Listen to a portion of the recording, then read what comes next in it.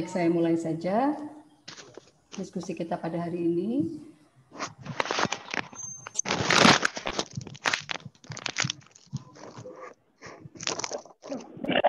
Mohon admin bisa mute semuanya.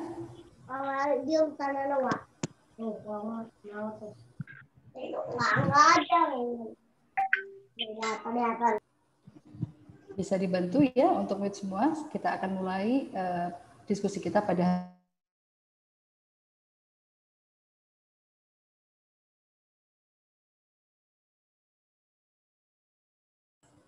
Assalamualaikum warahmatullahi wabarakatuh.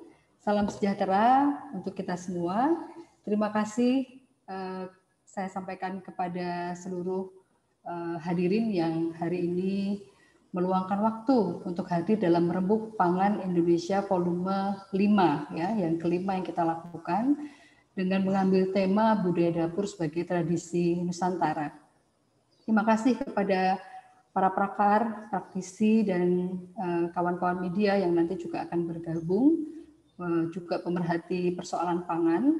Jadi pagi ini kita akan diskusi secara santai saja, nanti semua bisa mengeluarkan pendapat mengenai topik diskusi kita pada hari ini.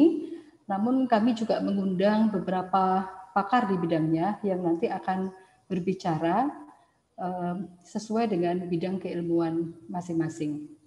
Para pakar ini akan berbicara untuk memantik diskusi kita pada hari ini, dan hasil diskusi ini nantinya akan kita jadikan sebagai referensi atau narasi-narasi yang bisa kita bawa sepanjang tahun ini untuk mengkampanyekan budaya dapur keluarga.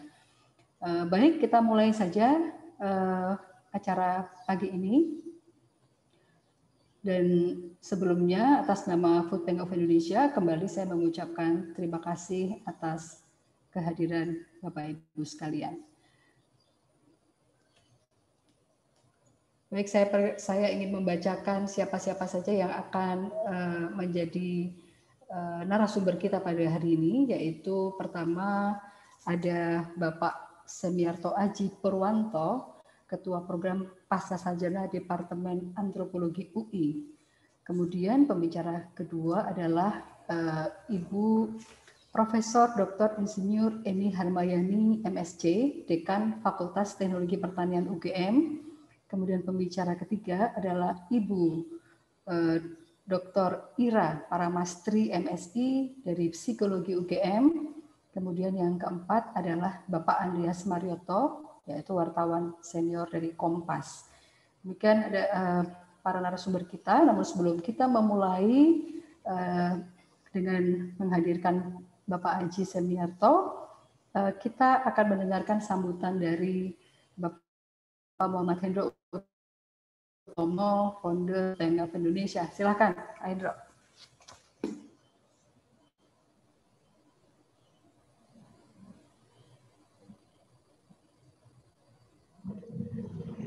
Pagi semuanya. Sebelumnya katanya mau ada yang ditampilkan.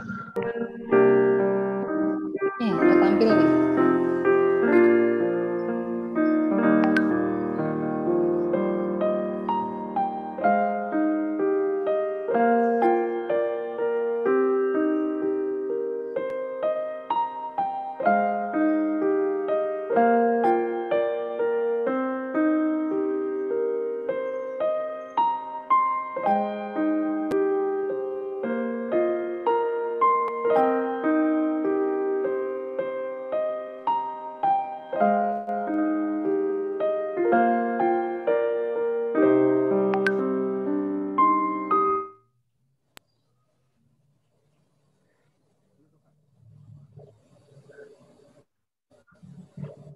Sudah ya?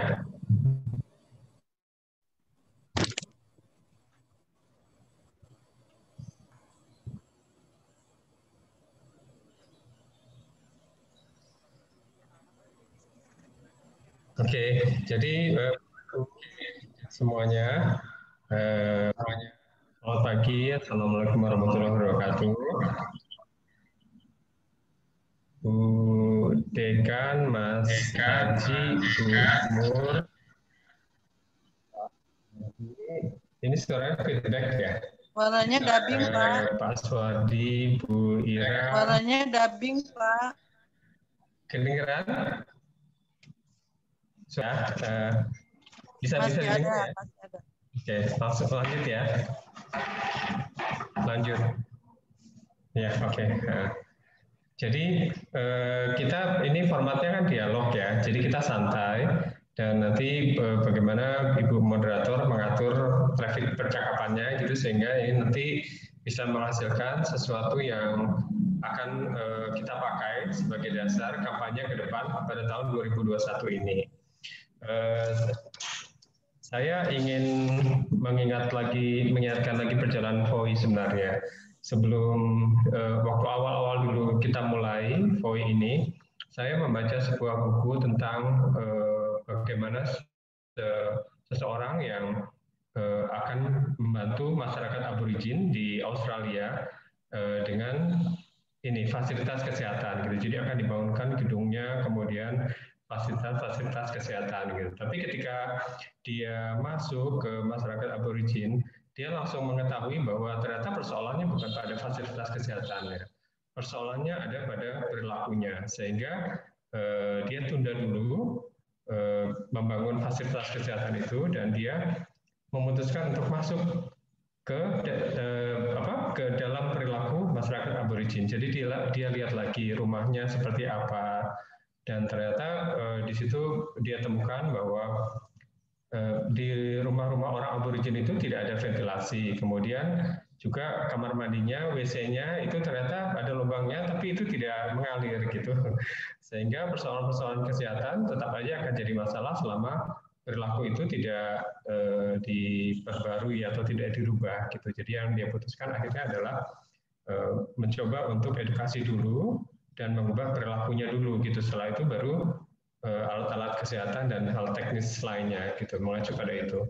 Yang kedua, tahun 2016 kebetulan saya juga diundang oleh sebuah organisasi besar anak-anak gitu untuk diskusi tentang pangan dan gizi, dan kebetulan saya di situ menjadi orang asing dalam arti alien gitu, karena saya dua orang dari semuanya yang lain adalah orang pangan dan gizi dan kesehatan.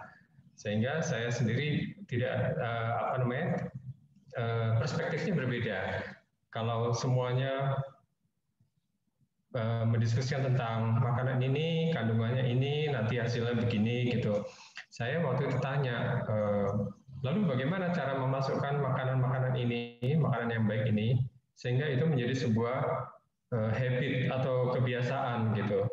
Sehingga kita akhirnya diskusi tentang bagaimana ya caranya gitu. Gitu. Dan juga ada satu peristiwa lagi yang sangat saya ingat. Saat itu kita membantu seorang ibu yang membawa anaknya umur 1 tahun 6 bulan ke pembagian makanannya FOI untuk mendapatkan roti dan susu. Tapi ternyata itu dianggap salah, meskipun itu sudah seizin puskesmas ya, karena secara resminya susu itu tidak diperbolehkan untuk anak-anak di bawah 2 tahun. Saya tidak ingin membicarakan tentang susunya dalam hal ini, tapi ternyata ada alasan yang kuat ibu itu membawa anaknya ke pembagian makanan, yaitu karena suaminya pergi entah kemana gitu, dan ibu itu tidak bekerja, sehingga ketika suaminya pergi dia harus bekerja dan dia tidak punya lagi makanan di rumah gitu untuk memberi makan anaknya. Sehingga nggak ada jalan lain kalau di rumah hanya mendapatkan susu kental manis, kemudian juga air beras gitu. Nah, dia bawa anaknya ke tempat pembagian makanan FOI pada saat itu, yang pembagiannya juga sangat sederhana gitu. Jadi dari situ kemudian lahirlah program-program yang namanya Sayap dari Ibu, kemudian Mentari Bangsaku dimatangkan lagi gitu, bahwa ternyata semua ini persoalannya bukan hanya persoalan teknis, tapi persoalan perilaku gitu, sehingga perilaku ini yang membuat akses pangan pada kelompok manusia yang rentan seperti orang miskin, kemudian anak-anak gitu, itu bisa menjadi terbuka atau enggak gitu. Makanya waktu itu akhirnya kebetulan kenal dengan teman seangkatan saya, ini Mas Aji. Itu saya bawa juga, saya bawa ke daerah gitu untuk melihat situasi, kemudian untuk diskusi, kemudian ketemu dengan ibu-ibu menggali apa sih yang menjadi persoalan, apakah betul memang yang paling utama adalah makanannya tidak ada untuk anak-anak gitu, sehingga kurang. Ternyata di situ digali juga ada satu kebiasaan-kebiasaan yang itu membuat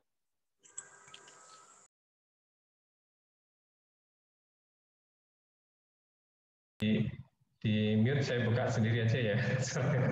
Sehingga makanan itu tertutup aksesnya kepada anak-anak gitu, sehingga barangkali itulah yang membuat angka gizi kurang pada anak-anak atau juga stunting malah yang terus lumayan tinggi di kita. Sementara kalau itu terjadi terus, kita sebagai pendukung konsep satu bangsa dan negeri gitu itu akan susah. Kalau kita baca dosennya Pak Aji itu siapa Pak Diamond itu ternyata sebuah bahasa atau sebuah masyarakat itu nggak langgeng loh, itu bisa punah. Dan itu sampai sekarang masih terjadi gitu. Siapa yang mendominasi siapa dan siapa yang punah gitu. Jadi kalau kita mau untuk terus eksis, ya mau nggak mau ada satu hal yang barangkali mesti kita lakukan untuk membangun generasi ke depan dan mempengaruhi perilaku sehingga akses pangan terhadap anak-anak kita dan kelompok rentan di sekitar kita, orang tua terutama anak-anak, kalau kita berpikir masa depan itu bisa diperbaiki.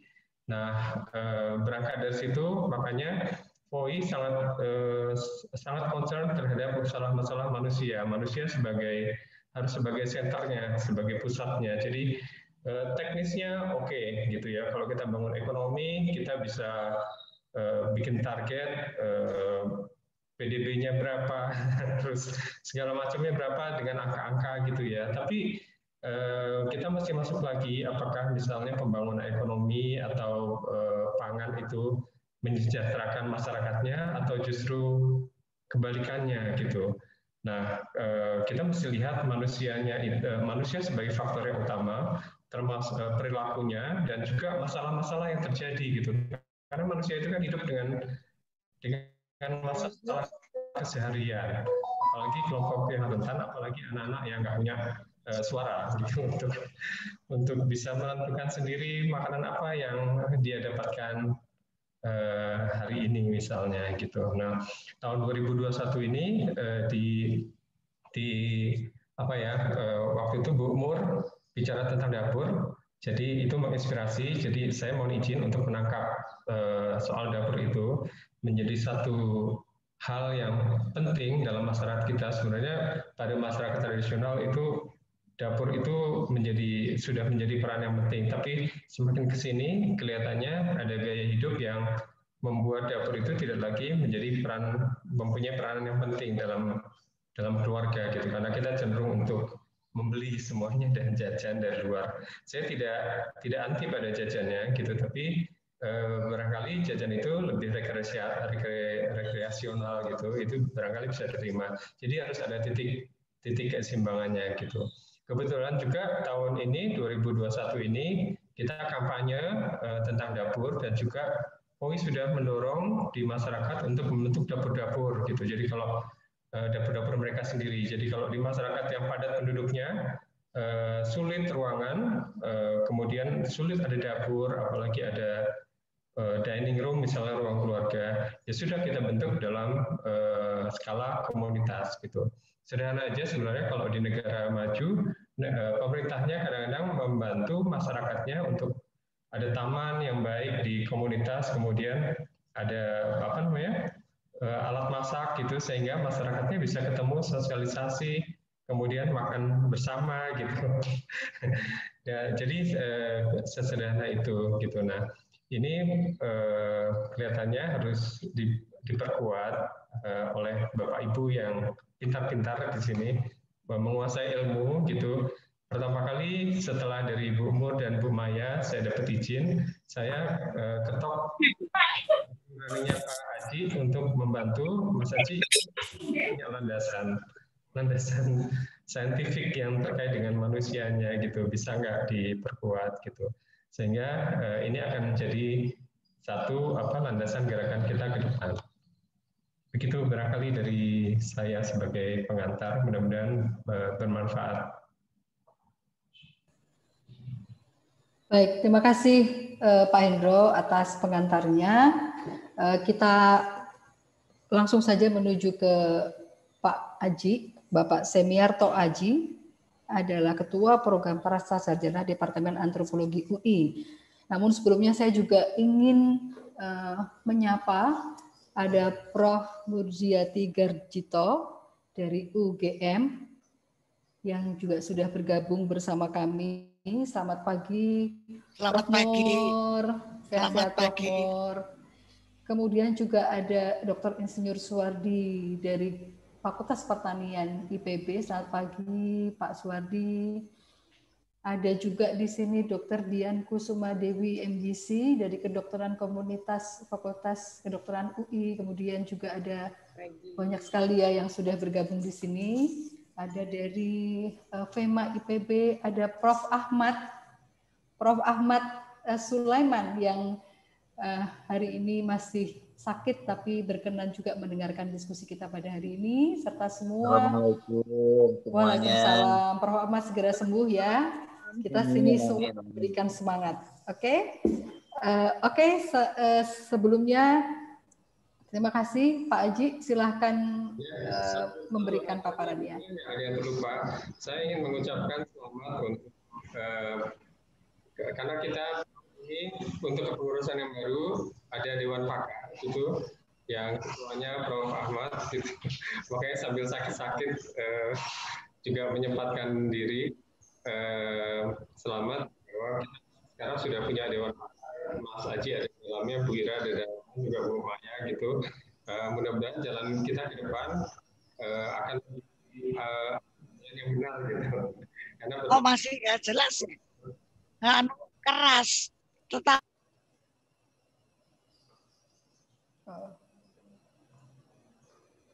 Baik, silakan Pak Aji untuk memulai paparan. Bu, jangan pakai headset. Oke, terima kasih. Sudah bisa dimulai? Suara saya kedengaran? Silakan Pak Aji, sangat jelas. Kedengaran. Oke, baik. Assalamualaikum warahmatullahi wabarakatuh. Selamat pagi. Waalaikumsalam warahmatullahi wabarakatuh. Selamat pagi, ibu-ibu, bapak-bapak. Saya rasa saya minta izin dulu ke Prof. Eni dan tadi siapa ada Mbak Eni ya. Saya akan mulai dulu paparan. Tadi Pak Hendro sampaikan bahwa diperlukan satu pemahaman mengenai isu yang lebih berurusan dengan perilaku ya. Jadi saya berasal dari Departemen Antropologi di UI. Antropologi biasanya bicara soal budaya ya, yang diasumsikan sebagai bagian yang penting dari perilaku. Biasanya perilaku terinspirasi dari pengetahuan budaya. Dan kali ini saya akan bicara mengenai dapur keluarga, satu perspektif sosial budaya. Ini bukan pemaparan, ini pemantik diskusi katanya ya. Jadi ada beberapa poin yang nanti secara lugas saja saya sampaikan, dan nanti ini mudah-mudahan bisa menjadi bagian dari diskusi kita kali ini. Punten untuk kegiatan nanti siang. Oke, baik. Yang secara umum saya akan bicara mengenai dapur, ya, sebagaimana diminta, dan ini tujuannya adalah ingin mengkampanyekan peran dapur di masa depan ini sebagai satu institusi, tempat, dan lembaga yang penting sekali dalam sebuah keluarga. Jadi keluarga itu ada lembaga-lembaganya juga di dalam ya. Tapi sebelumnya saya akan bicara soal perspektifnya terlebih dahulu, baru kemudian mengenai perubahan. Ketika kita bicara dapur memang tidak bisa lepas dari keluarga. Saya mau tunjukkan beberapa hal yang mungkin nanti bisa kita diskusikan lebih jauh. Yang pertama, kita kenal dapur sebagai tempat mempersiapkan makanan. Ya, jadi dapur kemudian menjadi tempat. Tapi di sini bukan cuma lokasi saja, tapi ada ideologi di dalamnya. Saya mau sampaikan bahwa kalau kita bicara makanan, itu urusannya bukan cuma soal biologis semata, untuk memenuhi kebutuhan perut, kebutuhan tubuh semata. Tapi ini juga persoalan kebudayaan. Jadi yang persoalan biologis nanti Bu Eni bisa sampaikan lebih jauh ya Prof. Eni ya. Tapi yang terkait dengan isu kebudayaan saya coba sampaikan satu pernyataan yang mendasar ini. Ya, poin yang kedua ini. Apa yang kita makan itu ditentukan oleh kebudayaan. Yang pantas dan tidak pantas, yang harus dan yang dilarang untuk dimakan, itu ditentukan oleh kebudayaan. Dan karena setiap komunitas itu kebudayaan yang berbeda-beda, maka yang pantas dimakan di satu tempat, belum tentu pantas dimakan di tempat lain. Yang satunya harus, yang satunya mungkin dilarang. Jadi kita tidak bisa bicara makanan dalam konteks yang terlalu universal, tapi harus sesuai dengan konteks, karena ada kebudayaan di situ. Seringkali kita susah sekali untuk makan hal-hal yang tidak disarankan oleh kebudayaan. Demikian juga dengan mempersiapkan makanan ya, mulai dari memakan langsung, merebus, menggoreng dan sebagainya, teknik-tekniknya. Dan Pak Hendro tadi di awal sudah menceritakan bagaimana sekarang ini konteks mempersiapkan makanan ini menjadi semakin minimalis di dalam era sekarang ini. Semuanya instan ya, restoran, jajan, makanan kemasan ini seakan menjadi antitesa dari dapur. Nampaknya dari sini ide untuk melakukan kampanye mengenai pentingnya dapur keluarga menjadi relevan. Ada bagian penting, ada challenge penting dari luar sana.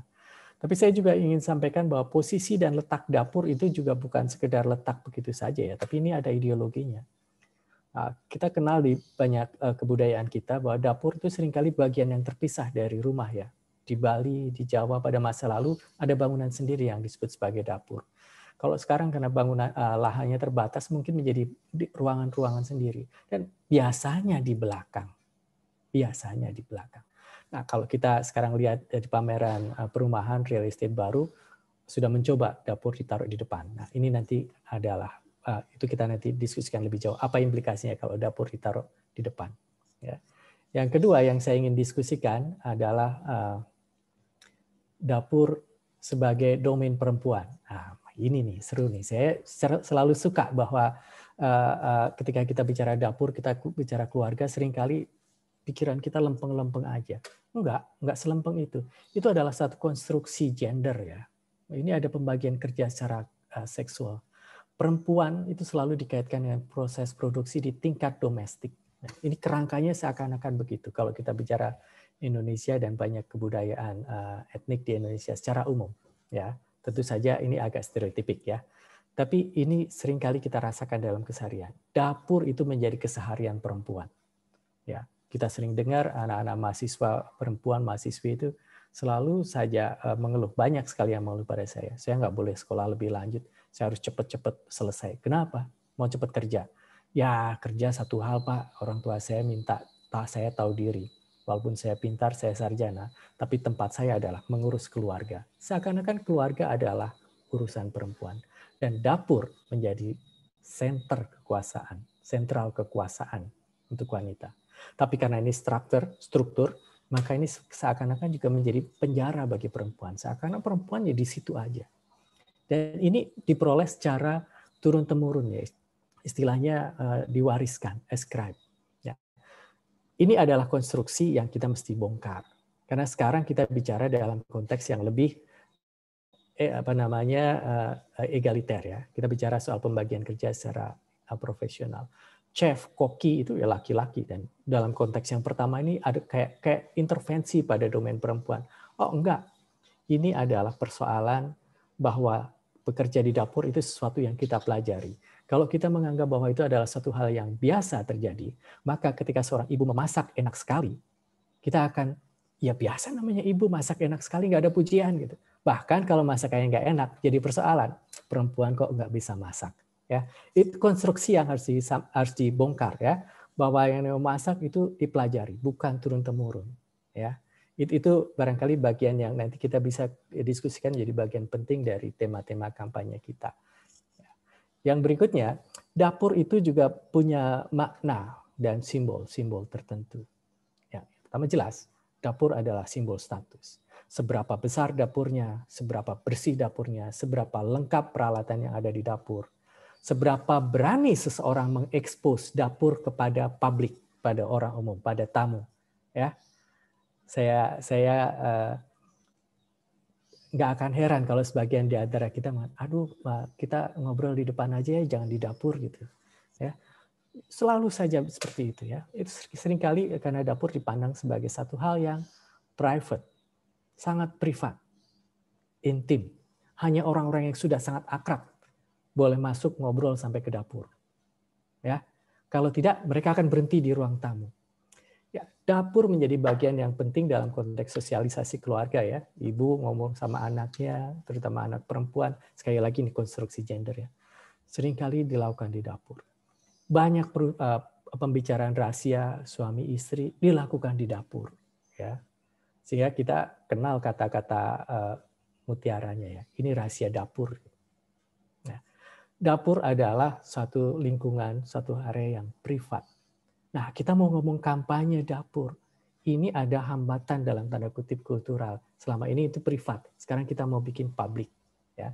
Di sisi lain, dapur kita lihat itu kotor, ke belakang, tidak penting. Kemudian sekarang ada perubahan untuk lebih terbuka dan lebih modern. Ruang tamu itu etalasenya. Dapur, wah, berantakan, kotor, seminggu sekali baru dipel, dicuci, jangan-jangan gitu ya, disapu. Itu terjadi di antara kita. Berapa banyak di antara kita yang memberikan perhatian lebih atau setara antara dapur dan ruang tamu? Saya rasa itu yang perlu kita lihat lebih jauh ya. Seringkali bahkan dalam masyarakat kelas menengah, dapur adalah domain dari, mohon maaf, pembantu. Ya, dan kemudian tuan dan nyonya tidak pernah masuk. Nah, saya ingin masuk kepada topik yang kita bicarakan. Bagaimana memulai dari dapur? Sebuah kampanye budaya dapur keluarga. Buat saya ini menarik ya, budaya dapur keluarga. Saya kasih tanda tanya karena dapur selalu keluarga isunya. Dapur harus dikaitkan dengan keluarga. Kalau kita bicara dalam konteks domestik, kecuali ini adalah dapur dalam konteks komersial. Oke, kita lihat ya. Salah satu poin yang kita bicarakan, ada 3 poin, adalah kegiatan pendistribusian makanan kepada balita. Makanan terbaik itu untuk siapa? Itu dirancang sejak di dapur. Nah, ibu-ibu, para gadis belajar bahwa makanan terbaik itu diberikan untuk siapa. Saya tidak heran kalau makanan terbaik diberikan kepada bapak. Itu konstruksi budaya kita. Saya tidak akan heran. Tapi sudah mulai ada counternya. Makanan terbaik harus diberikan pada anak-anak. Syukurlah, semoga itu menjadi bagian yang bisa kita kampanyekan. Yang kedua, dapur mendekatkan keluarga pada sumber pangan lokal. Saya sangat senang ini. Ya, karena dengan demikian kita memproduksi makanan santap kita, makanan saji kita sendiri. Dan artinya kita berbelanja sendiri. Dan itu menjadikan memasak sebagai kegiatan inti rumah tangga.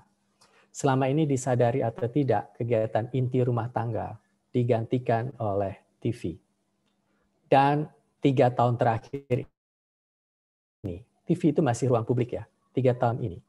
Kegiatan inti rumah tangga, ibu, anak-anak, suami, menjadi lebih private di sini. Ya. Jadi kegiatan inti di rumah tangga ya, apalagi di zaman pandemi ini ya, semua orang kok asik dengan gadgetnya sendiri.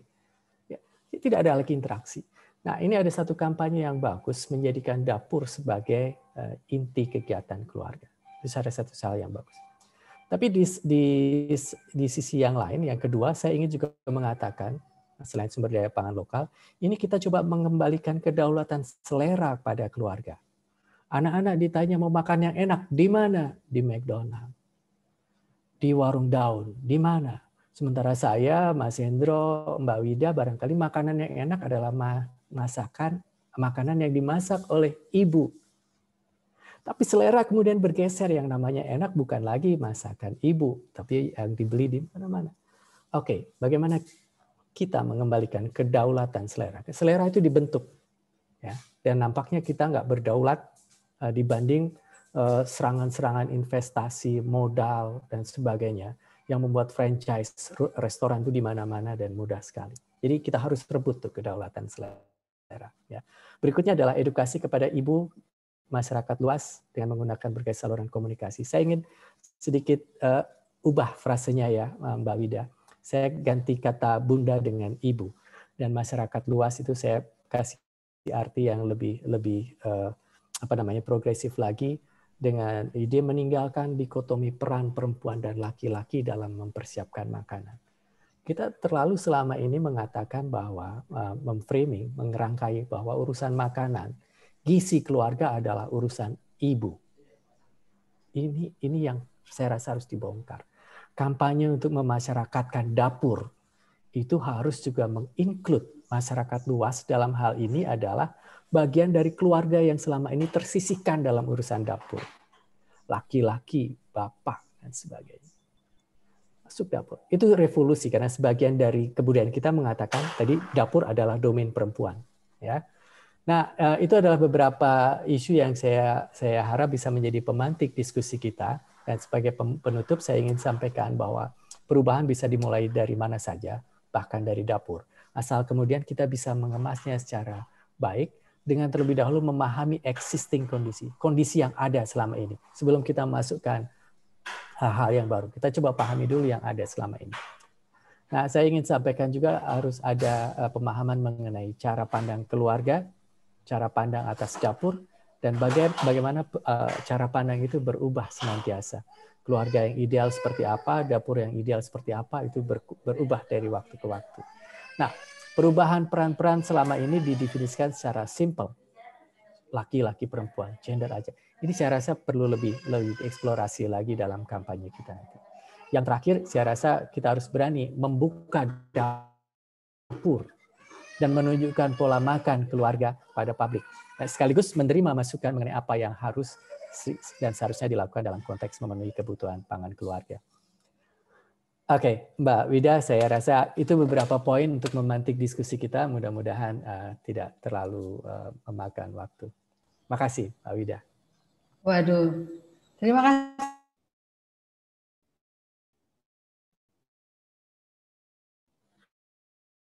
Pak Haji, sangat menarik. Memang biasanya disembunyikan karena dianggap kotor dan segala macam ya. Tapi kali ini kita akan melakukan menentang arus sepertinya ya. Jadi kita ingin menunjukkan dapur, membuka dapur kita dan melihat apa saja yang bisa kita berikan kepada keluarga, terutama kepada anak. Bahwa apa makanan yang terbaik bisa diberikan kepada keluarga, termasuk juga tadi kita mengedukasi ya kepada ibu dan masyarakat ya, tadi saya garis bawahi menggunakan dapur sebagai saluran komunikasi, itu betul sekali ya. Kebetulan karena saya basisnya komunikasi, jadi menurut saya luar biasa ini bisa menjadi sesuatu yang revolusioner juga mungkin ya Pak Haji. Baik, selanjutnya kita akan mendengarkan dari Ibu Prof Maya ya, Dekan Fakultas Teknologi Pertanian UGM. Saya persilakan Prof Maya bisa menyampaikan pemantik diskusinya pada pagi hari ini. Terima kasih Bu Wida. Bismillahirrahmanirrahim. Assalamualaikum warahmatullahi wabarakatuh. Puji syukur senantiasa kami panjatkan kehadirat Allah Subhanahu wa taala yang telah mempertemukan kita pada mimbar yang sangat mulia ini dengan tujuan yang mulia, yaitu mengangkat atau kampanye budaya dapur untuk kebaikan keluarga. Ya. Terima kasih kepada Voi dan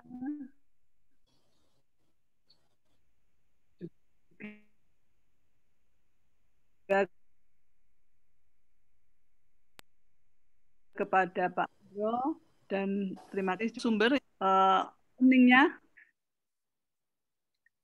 Mohon maaf, suara saya terdengar dengan baik? Jelas, Bu. Baik, oke. Ya, dan juga kepada para pembicara yang lain, Bu Ira dan Bapak Ibu semuanya peserta diskusi untuk mengkampanyekan budaya dapur keluarga. Jadi saya akan mengangkat mengenai peran gastronomi dalam kehidupan manusia dan pentingnya menghidupkan budaya dapur keluarga. Tadi sudah dibuka dengan sangat baik oleh Pak Aji. Dapur fungsinya berbagai dimensi ya. Lanjut. Jadi apa itu gastronomi? Saya berangkat dari gastronomi. Gastronomi adalah segala sesuatu yang berkaitan dengan seni, praktek, dan kajian tentang pemilihan, preparasi, produksi, penyajian ya, termasuk distribusi dan penikmatan makanan dan minuman. Jadi ini adalah seluruh aspek yang terkait dengan tadi makanan dan minuman ya atau pangan. Nah, cakupannya cukup luas, yaitu asal-usul dan sejarah bahan pangan, kemudian penyediaan pangan yang beragam secara berkelanjutan, kemudian juga bagaimana cara menangani dan mengolah hidangan, dan juga kebiasaan makan, yang di sini juga terkait juga bisa legenda dari makanan itu dan budaya yang ada di dalam pangan atau makanan suatu bangsa ya. Lanjut. Nah, peran utama gastronomi ini adalah sebagai landasan untuk memahami bagaimana makanan dan minuman digunakan dalam situasi-situasi tertentu. Nah, saya kira di sini kita goalnya salah satunya adalah untuk saya kira mendapatkan ya, memberikan hak anak ya terhadap makanan yang terbaik tadi, dan juga keluarga atau mereka yang rentan. Jadi kenapa kita ingin mengkampanyekan budaya dapur keluarga, karena kita ingin memberikan hak anak ya terkait dengan makanan yang baik, yang terbaik tadi sudah disinggung oleh Pak Aji. Kemudian juga untuk kebaikan masyarakat secara keseluruhan ya. Nah, peran gastronomi ini yang pertama, menyediakan makanan yang bermanfaat bagi kesehatan. Kemudian yang dua, menyatakan ekspresi yang menyangkut kehidupan seseorang. Kemudian memperingati sesuatu, ini juga, dan mendukung keberhasilan misi. Nah, ini misi, ini juga bisa melalui gastronomi ini, Bu Wida ya, misi untuk masyarakat yang sehat ini. Kemudian yang kelima, membangun kebajikan dalam kehidupan. Jadi melalui gastronomi ini, istilah Prof. Murdiati ini adalah soft power yang powerful. Ya. Lanjut.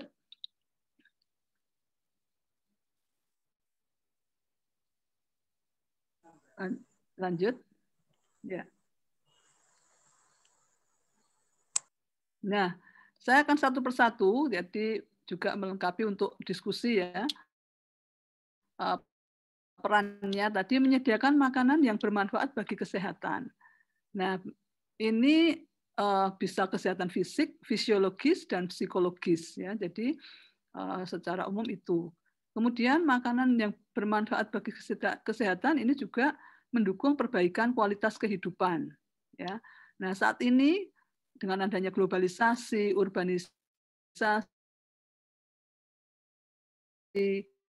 dan juga impact-nya adalah juga agrobiodiversity ini berkurang.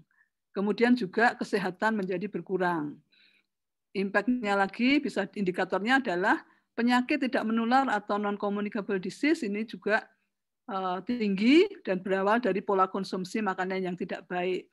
Kemudian kalau sekarang ini masa pandemi, adanya serangan virus-virus ini juga menuntut imunitas yang tinggi, ini juga bisa dicegah dengan makanan yang baik. Oke, lanjut. Nah, ini tadi saya sampaikan urbanisasi ini masyarakat hidup di era yang serba cepat, tidak punya waktu untuk memasak dan makan, sehingga makanan siap saji ini menjadi alternatif dan makanan kurang bervariasi, sehingga gizi juga kurang lengkap. Kemudian peningkatan kesejahteraan masyarakat ini timbul kebutuhan berbasis psikologi ya, berdasarkan keinginan. Pemilihan makanan yang mewah tidak memperhatikan nilai gizi. Kemudian dengan adanya globalisasi, perdagangan internasional, maka penyebaran budaya makan barat ini juga menjadi salah satu gaya hidup ya, atau budaya yang lain. Kemudian juga peningkatan produktivitas pertanian yang monokultur atau terfokus pada tanaman tertentu dan adanya perubahan gaya hidup ini menyebabkan adanya pergeseran pola makan, agrobiodiversity berkurang dan kesehatan berkurang. Lanjut, apa indikasinya? Kita lihat di Riskesdas ya, mulai dari 2007, 2013, 2018 riset kesehatan dasar, kalau kita lihat DM ya, diabetes mellitus itu naik trennya kuning 2013, merah 2018 ya, biru 2007 ya. Hipertensi juga naik ya. Berat badan lebih juga naik, obesitas juga naik, obesitas sentral juga naik. Nah, ini menunjukkan pola konsumsi makan yang kurang baik ya. Lanjut. Secara evidence bisa dinyatakan. Kemudian yang kedua, gastronomi untuk menyatakan ekspresi yang menyangkut kehidupan seseorang, yaitu terkait daur hidup ya, dari kelahiran anak, remaja, dewasa, menikah hingga kematian. Kemudian juga makanan bisa sebagai bagian dari gaya hidup dan status sosial. Makanan untuk hidangan dan menghormati tamu. Contoh nih ya, tempe menjadi satu dari 7 lauk selamatan oleh masyarakat Jawa, dan yang lainnya ada nasi putih, oseng-oseng, bihun, dan lain-lain. Ini makanan saat ada peristiwa kematian di lingkungan Jawa itu seperti itu. Oke, lanjut. Nah, contoh lain, upacara kehamilan pada masyarakat Minang ya, ada upacara betanak nasi. Ini untuk usia kehamilan 3-6 bulan, itu ibu dari pihak suami mengunjungi ibu hamil, membawa beras, kemudian dimakan bersama dengan maksud menunggu kelahiran sebagai peresmian kandungan serta doa untuk memperlancar proses kelahiran. Kemudian ada lagi upacara membubur. Ini usia kehamilan 6 bulan, ini memasak bubur, kemudian dibagikan kepada kerabat suami. Jadi ini bergantian ya.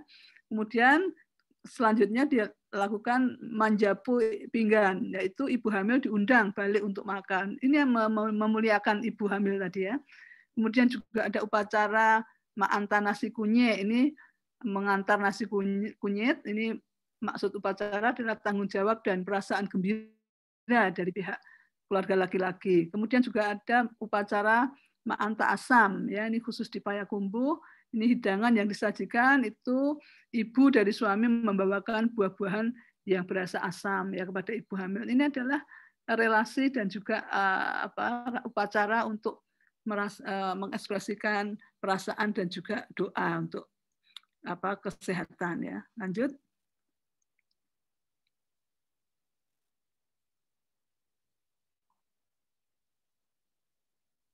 Lanjut. Juga memperingati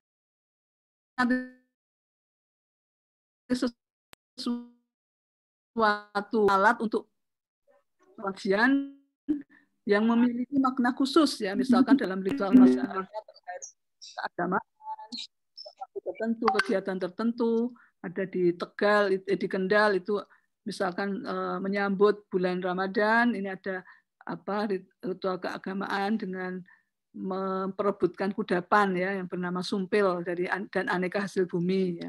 Lanjut dengan makna-makna tertentu dari makanan itu ya. Lanjut. Kemudian juga di dalam serat centini itu juga telah terdapat kategori masakan atau hidangan untuk makanan sehari-hari, suguhan tamu, dan untuk keperluan ritual seperti selamatan, kenduri, atau bacaan. Ya, ini ada bahan makanan sehari-hari, itu makanan utama juga ditulis di situ. Dan pengetahuan-pengetahuan ini adalah sangat penting bagi anak, bagi masyarakat atau keluarga untuk ekspresi kecintaan terhadap tanah air, ya, kecintaan terhadap budaya yang ada di sekitar kita. Dan juga pengetahuan ya, misalkan ini makanan sehari-hari tentu saja yang makanan pangan lokal, kemudian hidangan untuk tamu itu kudapan dan buah-buahan, untuk keperluan ritual itu ada tumpeng ya. Nah, ini ada simbol-simbolnya ya. Tumpeng ini singkatan dari tumindak lempeng ya, kemudian tumuju pangeran ya, menuju Allah ya. Kemudian juga berbentuk kerucut, simbol dari kesucian dan lain-lain ya. Dan lauk pauknya disusun di sekelilingnya, ini menggambarkan kehidupan lingkungan sehingga satu kesatuan adalah ekosistem. Dan di sini sangat lengkap, ada sayur, ada protein, lauk, kemudian sumber karbohidrat dan lemak dan lain-lain. Ini saya kira bisa diceritakan ya kepada anak-anak. Lanjut. Kemudian juga gastronomi sebagai mendukung keberhasilan misi. Dari pangan ini bisa untuk misi diplomasi, perdagangan, wisata kuliner, dan keberhasilan yang lain ya. Nah, dari tingkat kelompok atau masyarakat, keluarga, hingga daerah, hingga negara ya. Makanan ini gastronomi bisa, pariwisata bisa, ekonomi bisa, juga diplomasi atau soft diplomasi. Diplomasi.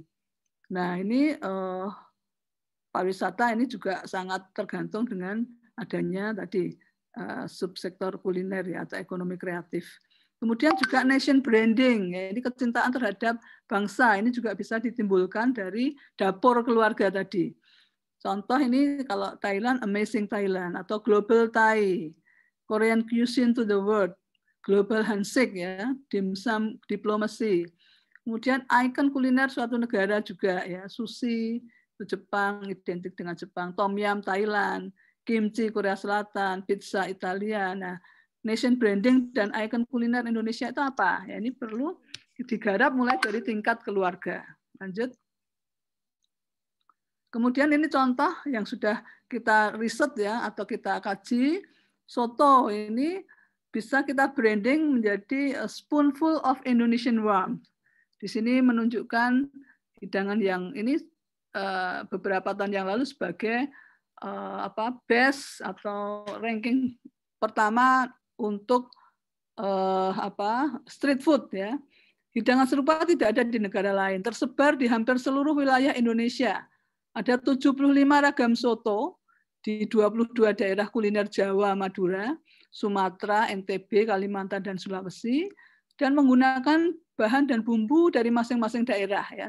Contoh ada soto Lobak Bandung, kemudian ada soto dengan tauco khas Pekalongan, dan lain-lain. Ada 75 ya ragam soto, dan dapat dinikmati kapan saja, pagi, siang, malam, semua kalangan ya. Ini salah satu makanan yang mungkin perlu dikenalkan. Tadi ada kedaulatan selera keluarga tadi yang disampaikan oleh Pak Aji. Ini sangat relevan, dimulai dari budaya dapur keluarga. Lanjut. Contoh lain, lanjut. Tempe, ini juga Indonesian superfoods ya, bisa kita beri tag ya, atau branding itu Indonesian superfood, karena memang sekarang di berbagai daerah di dunia ini sangat mengenal ya tempe ini menjadi makanan yang sehat. Ya, lanjut. Dengan berbagai keunggulannya. Kemudian rempah. Kita bisa beri ikonnya untuk Indonesian spice up the world ya. Karena mulai dari era prakolonialisme ini sebagai misi perdagangan sampai sekarang ini akan diusulkan ke UNESCO sebagai World Heritage ya. Ada jalur rempah dari timur ke barat Indonesia hingga ke luar negeri dengan pagelaran seni dan kebudayaan sekaligus misi diplomasi. Lanjut. Kemudian ini yang kita usulkan juga untuk sebagai makanan yang harus ada di restoran-restoran di luar negeri, dan itu bisa menjadi identitas ya dari bangsa ya. Misalkan rendang, sate, soto, gado-gado, dan nasi goreng ya. Dengan target destinasi wisata kuliner ini juga harus menjadi kepemilikan ya, identitas dari bangsa Indonesia yang bisa ditanamkan sejak kecil, sejak anak-anak sebagai milik atau budaya bangsa. Lanjut. Nah, kemudian membangun kebajikan ya, fungsinya kelima, atau dalam kehidupan atau wellness ya.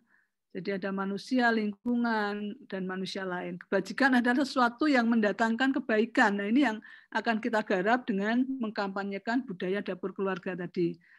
Kemudian gastronomi ini secara holistik diharapkan mampu memberikan keseimbangan antara manusia, lingkungan, dan sang kholik ya, atau spiritual. Juga hal ini mencakup peran gastronomi pada seluruh poin sebelumnya. Lanjut, yang terakhir. Nah, budaya dapur keluarga ini saya rangkum ini karena kegiatan makan adalah kebutuhan pokok manusia, maka budaya dapur keluarga ini memegang peran penting dalam kehidupan, dan menghidupkan dapur keluarga dengan menghidupkan dapur keluarga ini akan didapatkan energi untuk melakukan berbagai aktivitas dalam kehidupan. Selain itu, makanan digunakan sebagai salah satu alat untuk berinteraksi antar manusia satu dengan yang lain. Tadi juga disampaikan oleh Pak Aji dengan bagus bahwa ini interaksi antar keluarga ya. Kemudian juga makan ini juga memiliki makna simbolisasi ya dalam tradisi turun temurun yang diantaranya terkait dengan rasa syukur atas alam yang menghasilkan bahan pangan. Ini kan kecintaan terhadap lingkungan itu bisa dijelaskan dari dapur tadi ya. Kemudian juga keragaman dalam mengkonsumsi makanan juga dapat bermanfaat pada perannya dalam menjaga kekayaan alam atau biodiversity.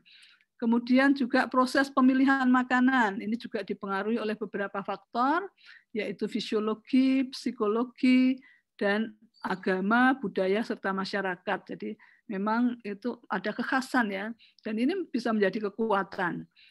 Nah, apabila ketiga poin di atas terpenuhi, maka diharapkan dengan menghidupkan dapur keluarga ini dapat menimbulkan rasa aman, tentram, dan kebajikan dalam diri manusia. Saya kira demikian untuk pemantik, mudah-mudahan bermanfaat. Wabillahi taufiq wal hidayah. Wassalamualaikum warahmatullahi wabarakatuh. Waalaikumsalam warahmatullahi wabarakatuh. Terima kasih Prof. Eni. Tadi juga saya mencatat beberapa hal yang pendekatannya melalui gastronomi ya, ilmu tentang bagaimana kita bisa memilih, menyiapkan dan memproduksi serta menyajikan makanan.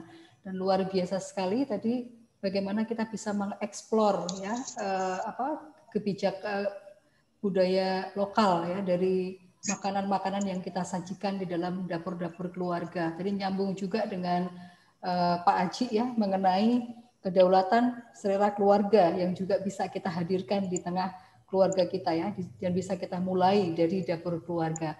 Menarik sekali, mulai hangat ya kita bicaranya, dan saya selalu teringat ya Prof. Maya, kalau ngomong dapur, saya suka teringat kemampuan ibu saya memasak berbagai makanan, terutama makanan dari Jawa Timur. Dan kemanapun sampai usia saya yang sangat ini selalu terbawa ya, dan bisa memberikan memori yang hangat begitu ya tentang makanan yang dimasak oleh ibu kita misalnya, atau kita juga membantu menyiapkan masakan itu. Jadi anak-anak juga dulu diajak juga ya untuk bersama-sama menyiapkan makanan di dapur. Itu juga ilmu pengetahuan yang baik, sehingga saya mengenal yang namanya membedakan antara kunyit dan jahe misalnya dan sebagainya gitu. Itu dimulai juga dari bagaimana membantu di dapur. Ya, tidak pernah lupa ya Bu Wida ya, makanan ibu terenak ya. Betul, Prof. Betul sekali. Jadi luar biasa dapur ini. Jadi marilah kita bersama-sama bisa ya menghidupkan kembali sebuah kegiatan yang sebenarnya sudah ada sejak dahulu kala dan mungkin harus kita hidupkan kembali sekarang. Saya juga ingin menyapa kepada seluruh peserta yang hari ini juga hadir dalam diskusi ini dari Yayasan Ibnu Sina atau Hands for Health. Terima kasih sudah hadir. Kemudian Rumah Singgah Sahabat Gizi, di sini ada Ibu Ira. Terima kasih Ibu Ira sudah hadir. Ada dari Asian Commission for Women and Children, kemudian ada dari Yayasan Areta Utama. Terima kasih sudah hadir dalam diskusi kita. Nah, selanjutnya untuk mempercepat ya supaya kita bisa lebih banyak berdiskusi, saya persilahkan Ibu Dr. Ira Paramastri, MSI dari Fakultas Psikologi UGM untuk bisa memberikan paparannya. Silakan Bu Ira. Ya, terima kasih Bu Ira.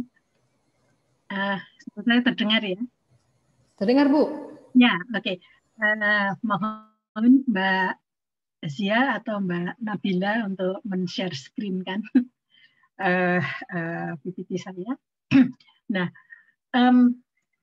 sebetulnya semuanya tadi dari diskusi kita beberapa waktu yang lalu, tadi malam dan sebagainya, itu sebenarnya pemenuhan gizi anak ya, itu melalui dapur gitu ya. Kalau kemarin itu kita berbincang, ya memang semuanya itu berangkat peningkatan gizi anak. Jadi untuk meminimalisir stunting dan sebagainya.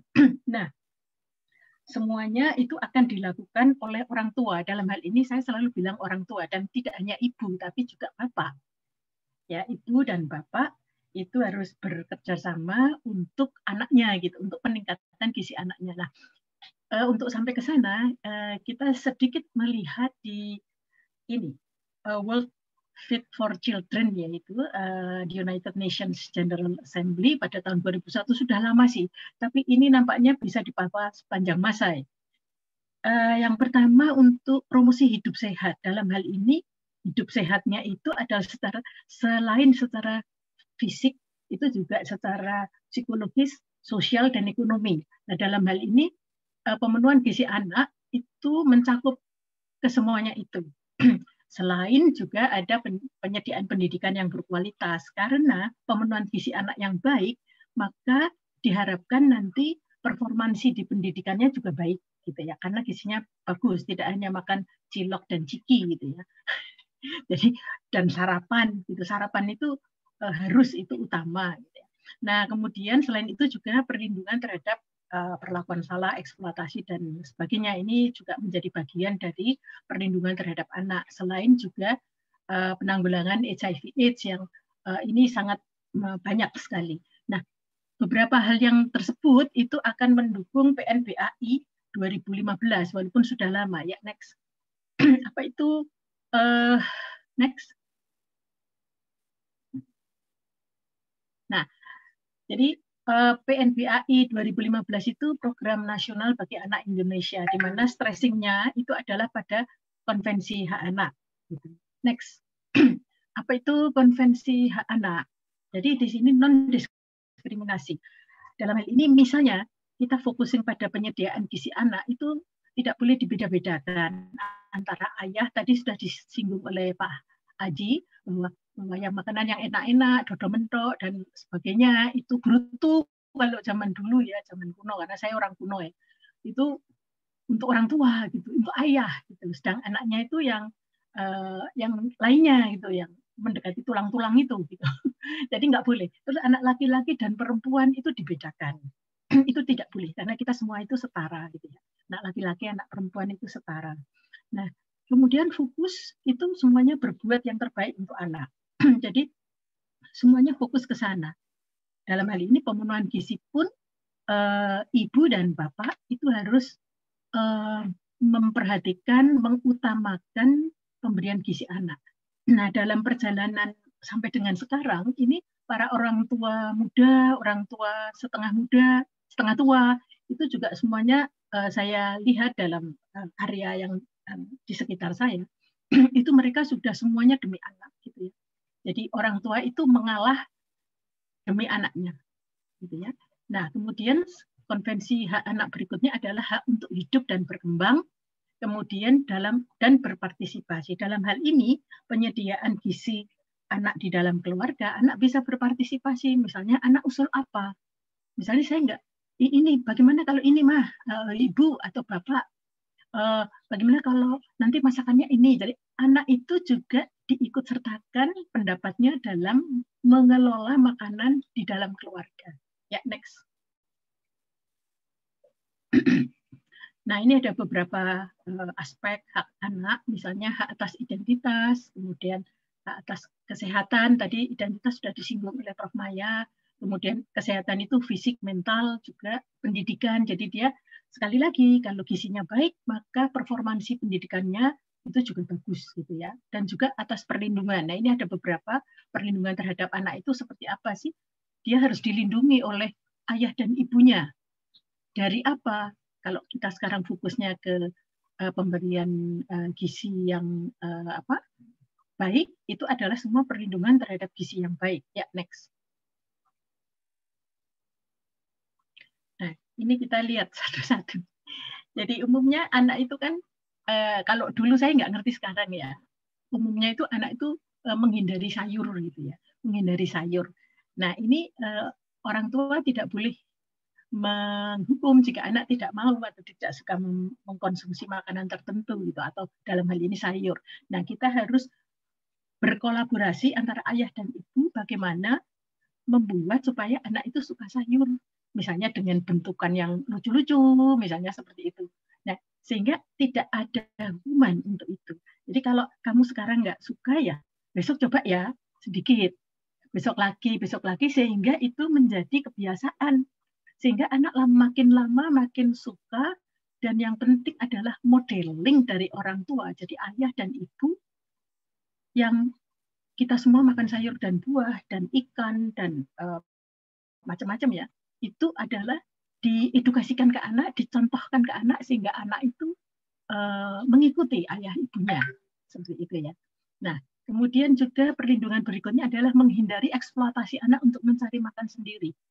Karena begini Ibu Bapak sekalian, anak itu kan tidak mungkin untuk menyediakan makan sendiri, pasti disediakan oleh orang tuanya, oleh ibunya, oleh ayahnya dan sebagainya. Sehingga di sini adalah letak tanggung jawab orang tua untuk menyediakan makanan yang bergizi. Jadi makanan di keluarga yang itu bergizi, artinya dengan gizi seimbang itu tadi. Kalau dulu kan 4 sehat 5 sempurna ya, tapi sekarang kan gizi seimbang gitu ya. Jadi ini harus dihindari itu eksploitasi anak untuk mencari makan sendiri. Misalnya nih tidak sempat sarapan, maka orang tua memberikan uang untuk nanti jajan di sekolah. Dan seperti diketahui jajan di sekolah itu kan jajan pas istirahat itu, dan itu pun berarti dia nggak sarapan dari awal, dan itu tidak baik gitu. Tidak sarapan itu adalah tidak baik gitu ya. Nah, sehingga orang tua harus concern, harus memperhatikan itu sehingga tidak terjadi eksploitasi untuk anak gitu ya. Kemudian yang berikutnya adalah hindari diskriminasi lauk makanan ya antara orang tua dan anak, tadi sudah saya singgung. Kemudian menghindari pembiaran gizi anak begitu. Jadi ya udahlah, pokoknya ada keringan ya keringan aja, adanya itu, apa yang ada di meja dimakanlah. Itu seperti itu, nggak usah celometan macam-macam, nggak usah protes, nggak usah apa-apa yang ada di meja makanlah, itu seperti itu. Nah, ini tolong dihindari pembiaran itu. Jadi artinya bahwa kepedulian orang tua, ayah dan ibu itu harus diutamakan demi peningkatan gizi anak. Ya, next. Nah, berikutnya adalah tanggung jawab orang tua. Oleh karena itu, orang tua itu bertanggung jawab untuk memberikan value, nilai-nilai tentang gizi kepada anak. Selain itu juga memberikan model asupan. Jadi, pagi sarapan, nanti jam 10 between meals itu ada cemilan sehat, gitu. Kemudian nanti jam 12 atau jam 1 itu makan siang. Kemudian nanti jam 3 itu cemilan lagi sehat, misalnya buah atau mungkin cemilan yang lain yang sehat begitu. Kemudian nanti jam 6 atau jam 7 malam itu makan malam, dan itu harus dilalui agar supaya terjadi pencernaan, terjadi pembakaran di pencernaannya gitu ya. Terus kalau kurang gizi maka dia nggak bisa mikir, nggak bisa konsentrasi, sehingga performansi pendidikan sekolahnya, akademiknya juga akan menurun. Nah, kemudian menyediakan makanan yang bergizi, ya artinya gizi seimbang itu tadi, mengarahkan anak jika anak kurang suka makanan tertentu, jadi kita bisa, orang tua bisa mempersuasi dengan, dan harus sabar gitu, jadi waktu ke waktu itu dicobakan, dimodelkan, dicobakan, kemudian diapresiasi. Jangan lupa ketika dia sudah melakukan sesuatu dan itu sesuai dengan peningkatan gizi, maka kita harus mengapresiasi pada anak-anak itu gitu ya, sehingga dia merasa dimanusiakan gitu anak itu gitu ya, sehingga dia lebih bersemangat, ada kebanggaan bahwa wah orang tua juga memperhatikan, mengapresiasi dan sebagainya. Nah, selain itu juga memonitor perilaku anak. Nah, kalau sekarang masa pandemi oke lah kita bisa memonitor ya, tapi ketika dia sudah luring gitu ya, kita akan susah memonitor perilaku anak. Nah, sehingga edukasi itu yang harus diberikan. Di samping kita sebenarnya memberikan bekal anak untuk misalnya makan cemilan nanti jam 10, karena di berangkat itu kan sudah makan. Atau misalnya belum sarapan, misalnya kan dibawakan sarapan gitu, sarapan di mobil lah, katakanlah begitu. Dengan catatan dia punya mobil ya. Nah, kemudian nanti jam 10, nah nanti jam makan siang dibawain bekal juga, sehingga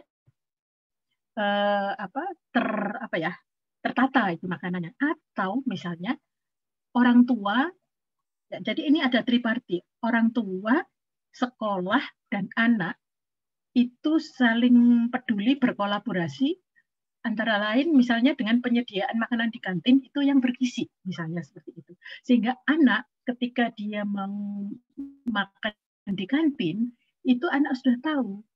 Dan kantin juga ada yang namanya bernilai gizi tinggi, itu yang seperti apa. Jadi ini kolaborasi saya kira sekolahan, kemudian orang tua dan anaknya juga. Jadi edukasinya mesti segitiga gitu ya.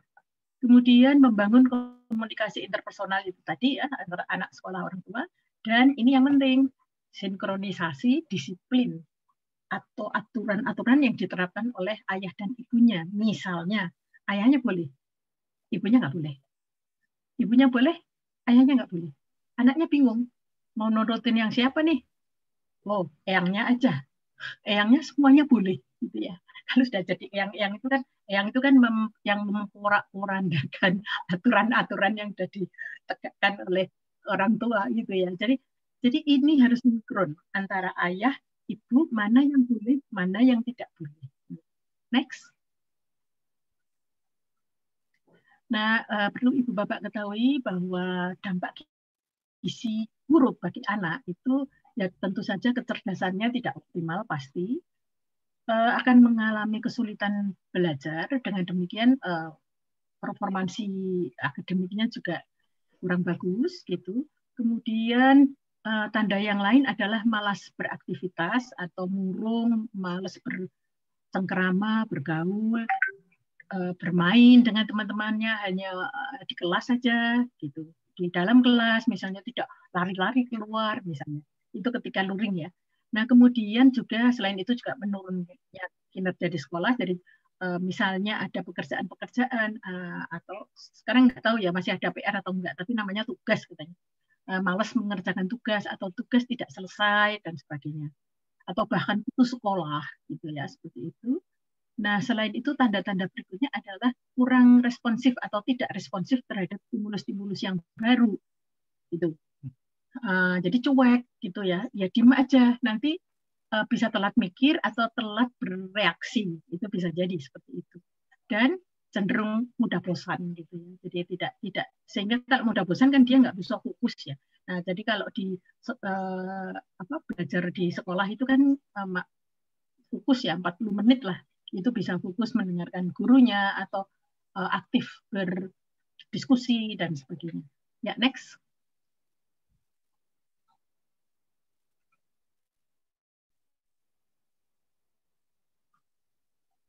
Nah, ini gizi anak dan media, kata kemarin yang disinggung tentang media ya. Nah, sehingga sebetulnya kita bisa melakukan itu, sebenarnya dua hal ya. Kita melakukan survei dulu secara online, bagaimana pengetahuan sikap perilaku gizi keluarga, itu kita share gitu di pakai Google Form gitu untuk mengetahui hasilnya seperti apa sih pengetahuan sikap dan perilaku gizi.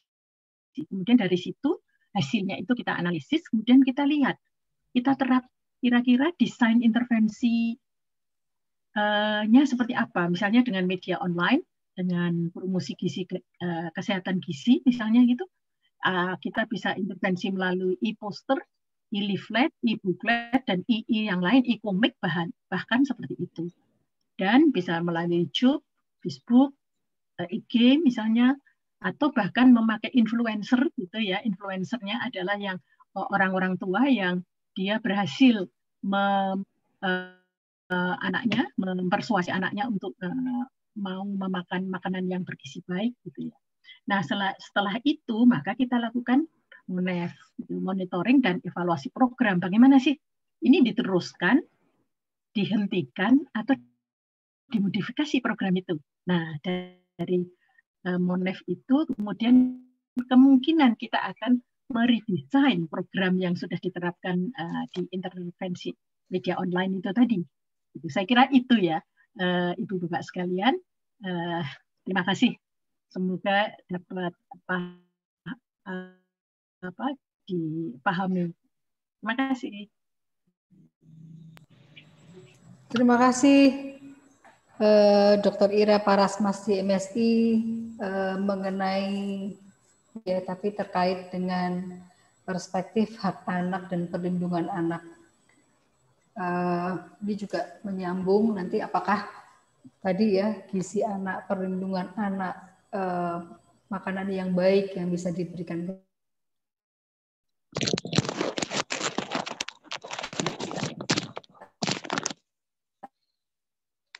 anak, bisa juga kita mulai cara-cara kita untuk membantu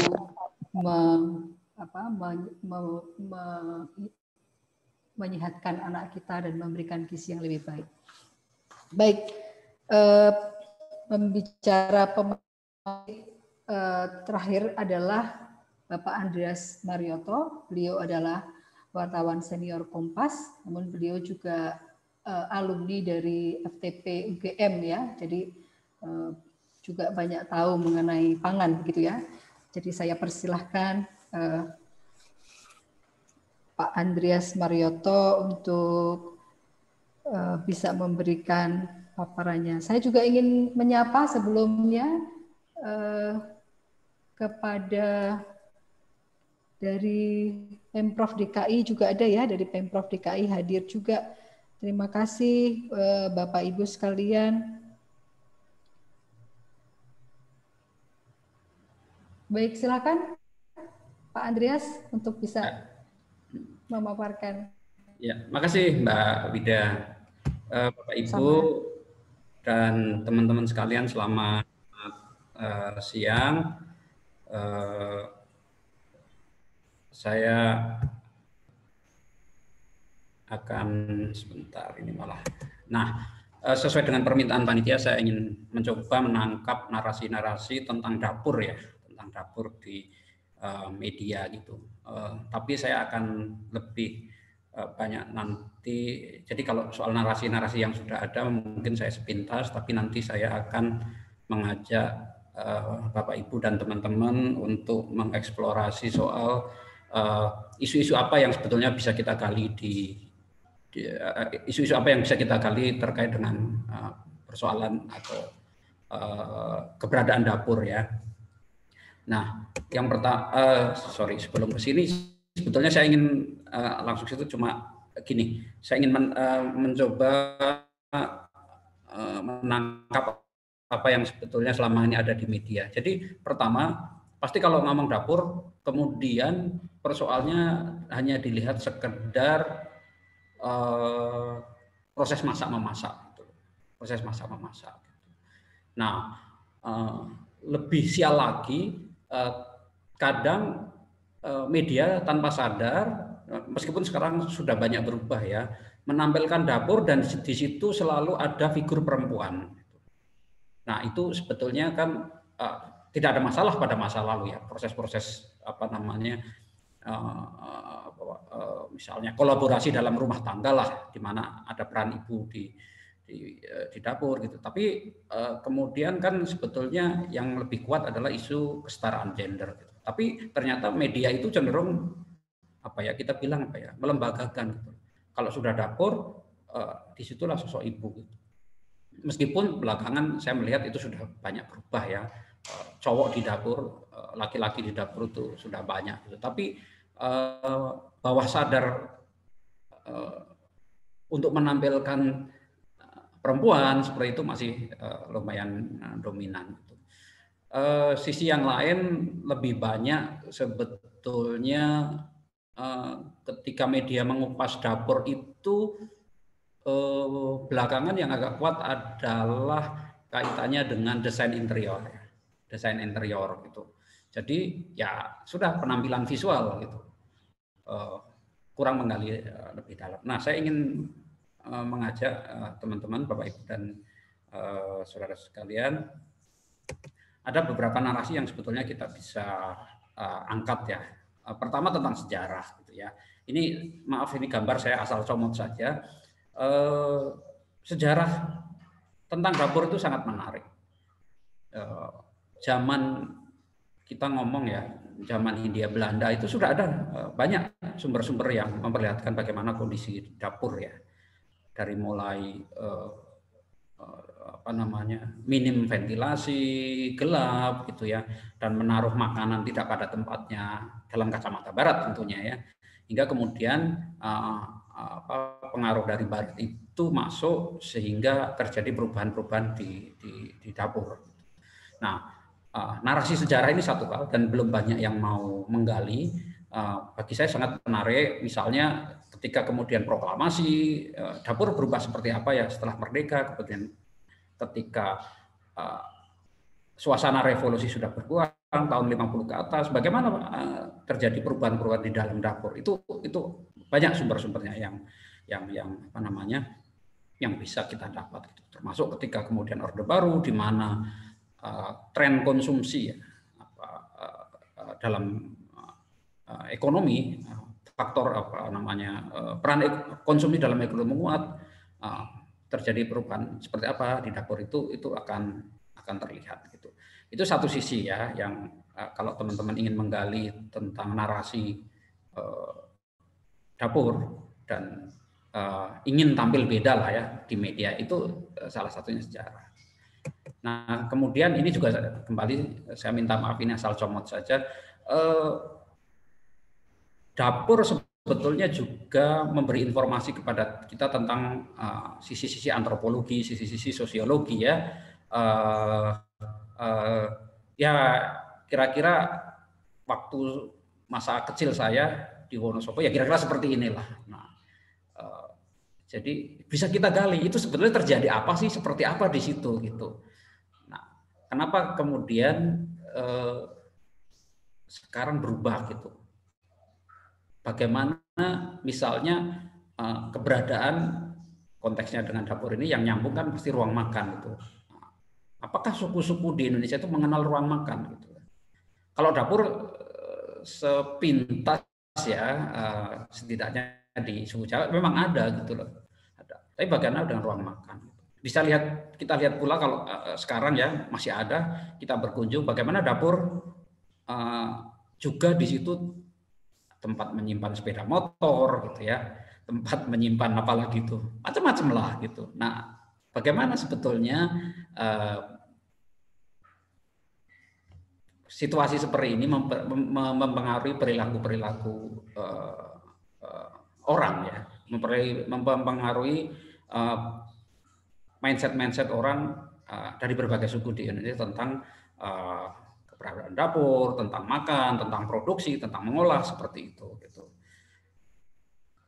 Nah, berikutnya kira-kira inilah ya. Tadi saya tinggal di kota kecil dengan masa lalu kayak gitu, tiba-tiba sekarang saya di BSD, terus tiba-tiba saya hidup setidaknya kehidupan saya itu didesain oleh pengembang gitu loh, yang ya tanahnya sempit, lahannya sempit, maka mau nggak mau berubahlah cara saya memandang dapur gitu. Nah, ini terjadi di banyak perumahan sekarang ya, di mana sebetulnya sih kalau saya lihat alasan pertama pasti karena lahannya sempit ya. Nah, tapi di sisi lain sebetulnya kan ada kecenderungan tren orang pengen pamer ya, pengen pamer dapur, pengen pamer dapur gitu. Dapur bukan lagi tempat yang, maaf kalau saya orang Jawa itu relatif ingin disembunyikan gitu. Tamu untuk berkunjung ke dapur itu kayaknya kalau seingat saya waktu kecil tuh berusaha dicegah. Tapi ketika saya sekarang tinggal di Tangerang Selatan ya malah ada keinginan untuk memamerkan dapur itu. Nah, kaitannya misalnya dengan teman-teman di sini, apakah perubahan-perubahan ini juga membawa perubahan diet gitu ya? Jangan-jangan akhirnya makanan yang ditampilkan juga makanan artifisial gitu, yang sekedar tampak indah gitu ya, warna-warni gitu. Padahal kandungan gizinya nggak pas gitu. Tadi misalnya Prof. Maya mengambil beberapa foto, kira-kira saya nggak tahu ya, ini Mbak Bida atau teman-teman yang lain, ketika dapurnya seperti ini, apakah masih senang tuh menampilkan makanan-makanan tradisional? Jangan-jangan sudah diganti yang tadi itu, yang warna-warni gitu ya, yang basisnya terigu, kira-kira gitu. Nah, ini juga menurut saya perlu dieksplor, bukan hanya soal desain ya, media itu sering banyak soal desain, tapi bagaimana perubahan-perubahan itu juga mengubah mindset gitu. Mungkin ini kaitannya dengan kajian bagaimana kajian pop culture ya mempengaruhi itu. Dan jangan salah Bapak Ibu, kalau di negara lain interior yang seperti ini juga diriset kaitannya dengan pandangan politik gitu ya. Jadi kalau sekarang di Amerika ada Trump dan anti Trump lah gitu kira-kira gitu. Kalau di sini mungkin cebong kampret gitu ya. Nah, itu mereka selain membuat kajian yang politik macam-macam itu, kajiannya juga tentang ini interior mereka gitu. Ada peneliti yang ingin mengetahui pilihan-pilihan politiknya atau mindset politiknya itu dari yang kayak gini. Nah, kalau tadi kaitannya dengan pemenuhan gizi, saya agak cemas juga ya ketika tendensi-tendensi yang demi keindahan, demi menyenangkan tamu lah, ini kan sudah artifisial banget, sehingga bukan gizi atau makanan yang sebetulnya memenuhi kebutuhan selera kita gitu ya, tapi malah bagaimana sih supaya tampil baik-baik saja ketika ada tamu gitu ya. Belum lagi nanti misalnya ini kalau saya punya kayak gini, saya pasti nggak mau kotor kan, atau terlihat kotor gitu. Jadi gimana gitu? Nah, ini problem lain lagi. Nah, teman-teman saya kira bisa masuk ke situ. Nah, ini slide saya yang terakhir. Saya ingin menantang teman-teman, Bapak Ibu sekalian untuk pertama pasti meriset ya kondisi dapur ketika terjadi pandemi. Gitu. Nah, beberapa sumber saya baca sudah memperingatkan bahwa dapur itu akan berubah gitu ya. Di situ bukan hanya untuk produksi makanan, bukan hanya untuk pamer, tapi sekaligus tempat untuk bekerja. Kaitannya adalah ketika working from home dan ruang untuk yang ada ya, ruang tamu, ruang makan, ruang tidur itu sudah habis. Nah, ada yang memanfaatkan dapur ini untuk ruang kerja. Jadi teman-teman saya kira perlu meneliti lebih lanjut di sini kira-kira apa yang akan terjadi ketika kemudian dapur juga digunakan menjadi ruang kerja. Bagaimana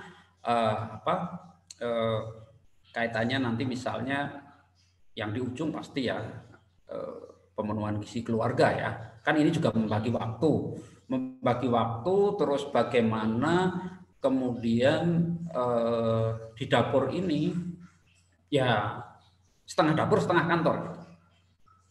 Ini yang menurut saya akan ke depan akan membuat perubahan yang sangat besar dalam konteks bagaimana orang berada dan berinteraksi di dapur. Nah, beberapa lembaga juga sudah mengingatkan. Pertama, mereka working from home ini sepertinya akan permanen.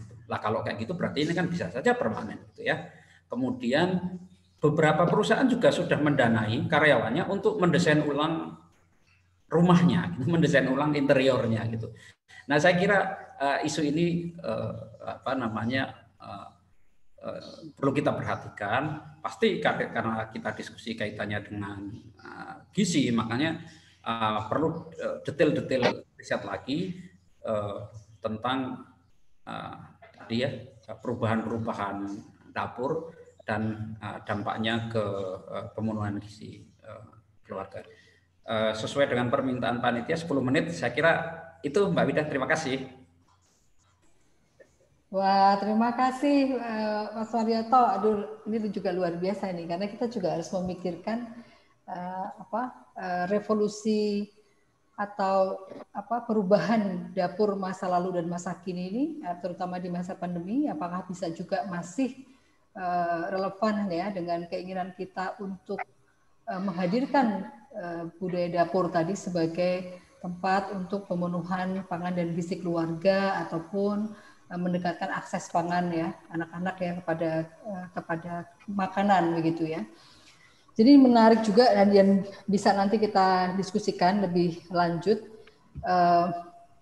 secara umum kalau tadi saya mendengarkan paparan-paparan yang saling berkaitan tadi, saya melihat bahwa memang di satu sisi bagaimanapun dapur tetap menjadi hal yang sangat penting bagi kita semua, juga bagi keluarga, dan menyangkut makanan, menyangkut juga perilaku kita, menyangkut juga kearifan lokal ya, seperti tadi yang disampaikan Prof. Maya dan Mas Aji itu ya.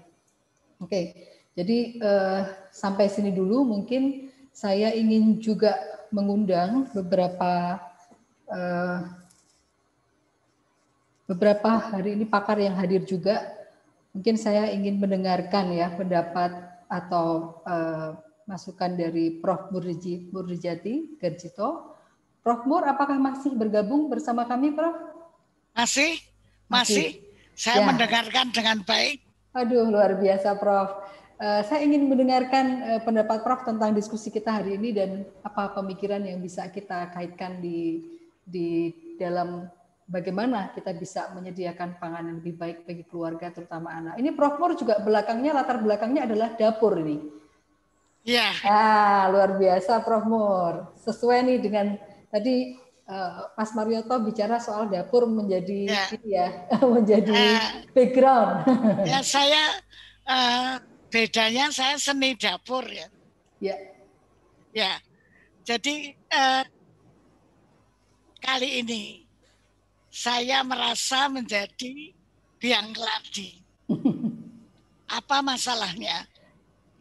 Karena pada akhir Desember atau pada bulan Desember, saya lupa, Foodbank itu mengadakan suatu kegiatan untuk meningkatkan konsumsi ikan pada anak. Lalu saya pada waktu itu sebagai seseorang yang diundang hadir, saya mencetuskan gagasan untuk salah satu senjata yang ampuh untuk meningkatkan konsumsi ikan itu adalah menghidupkan kembali dapur keluarga. Karena apa?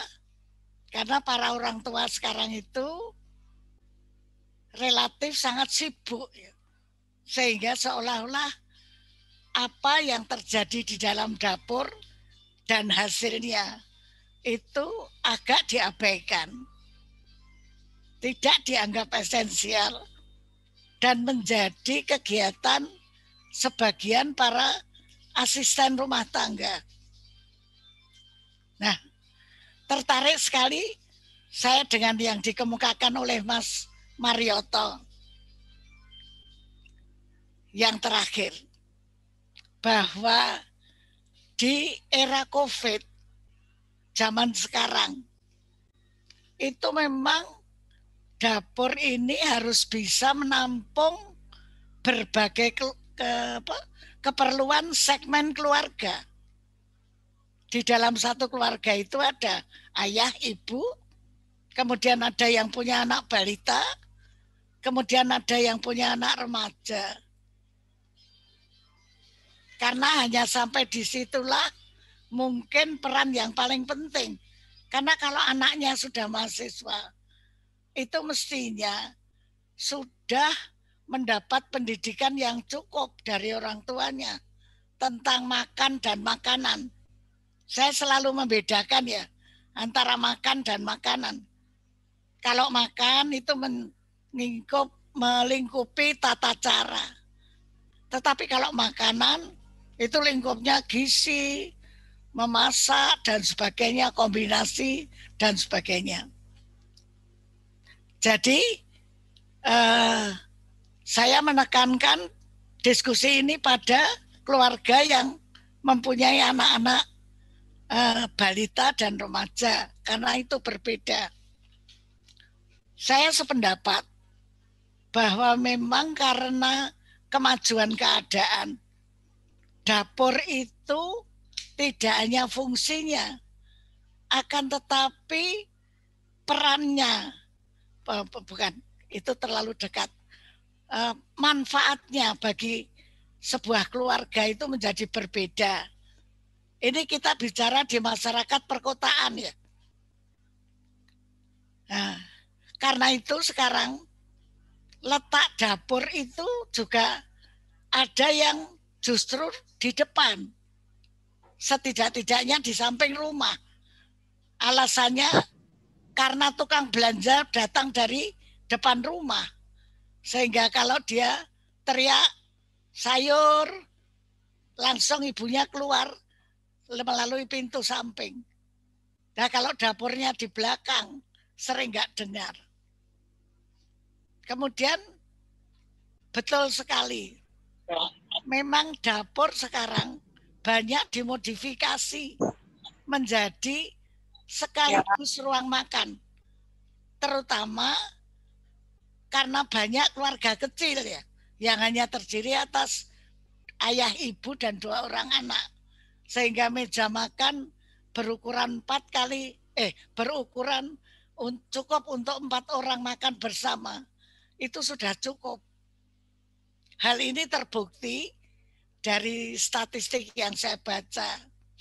Itu kesibukan tukang batu, tukang kayu, dan larisnya toko-toko bangunan itu memang menjadi meningkat di masa COVID selain makanan. Karena apa? Karena itu tadi orang bekerja dari rumah lalu sibuk sekarang bagaimana menyamankan rumahnya itu menjadi tempat bekerja sekaligus tempat memenuhi kebutuhan hidupnya. Dan yang paling mendapat perhatian itu adalah gabungan antara ruang duduk dan ruang makan. Ruang duduk dan dapur. Ini memang fenomena baru yang menarik. Nah, jadi memang sekarang ini para orang tua harus berpikir menata rumahnya, dalam hal ini dapur dan ruang duduknya menjadi ruang makan dan ruang memasak yang ideal. Artinya orang tidak malas berada di situ, orang menjadi bersemangat, orang menjadi kerasan berada di ruangan itu. Saya nggak tahu bahasa Indonesianya kerasan itu apa ya. Asik juga bukan. Tetapi kerasan itu artinya betah dalam jangka waktu lama ada di situ. Nah setelah itu baru apa yang merupakan program yang akan dilakukan di ruangan itu menjadi menarik. Dan menarik ini berbeda bagi anak-anak balita atau anak-anak usia SD ya, sampai usia SD dengan anak-anak yang lebih besar yang sudah mencoba mencari jati dirinya. Untuk anak-anak yang masih kecil itu masih sangat penting orang tua itu memperlihatkan betapa menariknya makanan itu dari berbagai segi. Kemudian memperlihatkan bahwa proses untuk nantinya dia menikmati makanan itu memang bermacam-macam. Caranya itu ada yang panjang, ada yang pendek. Kemudian rasanya ada yang bermacam-macam. Sifatnya pengenalan. Makin dia makin besar. Ini juga kebiasaan yang timbul di era COVID. Itu adalah bertani di pekarangan, bertani di halaman rumah yang umumnya sempit. Maka kemudian ada pot gantung, kemudian ada plastik, kantong plastik ya yang dijadikan pot untuk tanaman. Misalnya anak-anak SD yang sudah kelas 6 menjelang SMP. Misalnya kita harus punya tanaman seledri 7 buah supaya setiap hari kalau kita bertanam seledri, kalau kita membutuhkan seledri itu ada karena harinya 7. Itu andai kata itu yang diperlukan sehari-hari. Kemudian mendidik mereka juga untuk memikirkan kelengkapan yang dibutuhkan dalam memasak. Nah, ini kalau bahannya itu harus mengambil di halaman, saya kira banyak hal yang dapat ditanamkan kepada mereka. Bahwa, oh ternyata mau makan 1 sendok itu harus menanti seminggu untuk dibudidayakan, untuk ditanam misalnya. Kemudian di era cabai yang mahal, itu kita bisa sambil mendidik sang anak. Oh, kalau mau makan tempe goreng, itu harus pakai cabai rawit yang hijau. Kalau untuk makan soto, harus pakai cabai rawit yang merah. Dan itu harus dikukus dulu. Bisa ditanam kepada mereka sambil makan, bisa berpikir sambil menghargai, oh iya ya, untuk bisa soto saya merasa pedas dan sangat enak, ternyata itu perlu ada orang yang menanam cabai, seperti itu, dan seterusnya dan seterusnya. Kalau anaknya makin besar, misalnya dia suka memakan sandwich misalnya. Karena para remaja sekarang kan sukanya makanan yang kekinian. Nah, dari situ kita perlu pemanggang roti, kita perlu microwave oven dan sebagainya. Nah, ini juga tata letaknya perlu dipikirkan supaya masing-masing dapat menjangkau alat itu. Kemudian mungkin pada waktu sebelum COVID, acara setiap bulan mungkin bisa datang ke Hanamasa atau ke restoran Korea. Mereka menyaksikan, oh ternyata memasak sambil duduk di meja, asal bahannya sudah disiapkan, bisa terjadi. Dan bisa ternyata memasak menurut kemauannya masing-masing. Itu pun juga diperkenalkan supaya kalau dia harus mengalami hal itu, dia sudah, oh ya ternyata bisa. Yang paling mudah katakanlah memasak steamboat, atau sebetulnya itu seperti sayur sop tetapi kuahnya dimodifikasi, kemudian bahannya juga dilengkapi. Itu juga merupakan suatu acara yang menggembirakan. Sehingga akhirnya memasak dan makan bersama di dalam keluarga itu menjadi suatu kegiatan yang sangat menyenangkan. Tidak perlu disuruh, pasti anak-anak sudah menunggu. Jadi itu sebetulnya pendapat saya masih terkait dengan apa yang saya sampaikan bulan Desember yang lalu pada waktu Mbak Ruth meminta saya untuk mengomentari kegiatan yang terjadi. Sehingga sebetulnya tuntutan akan tradisi makan hasil olahan dapur sendiri ini dapat dikemas menjadi berbagai cara yang menarik untuk anak-anak berbagai usia.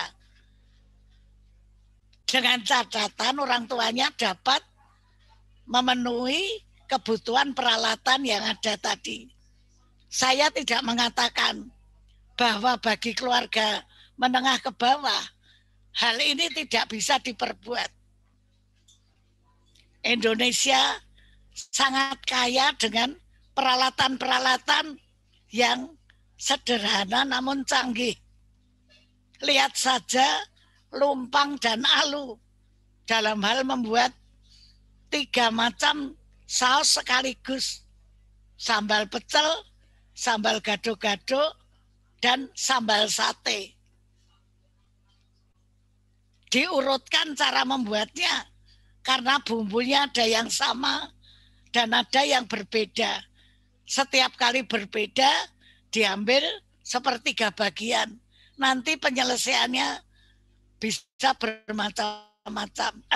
Penyelesaiannya bisa masing-masing dengan berbagai macam bumbunya sendiri-sendiri.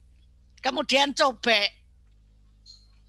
Cobek itu bisa membuat ratusan macam sambal. Hari ini kita makan sambal terasi, besok kita makan sambal bawang, lusa kita makan sambal tomat.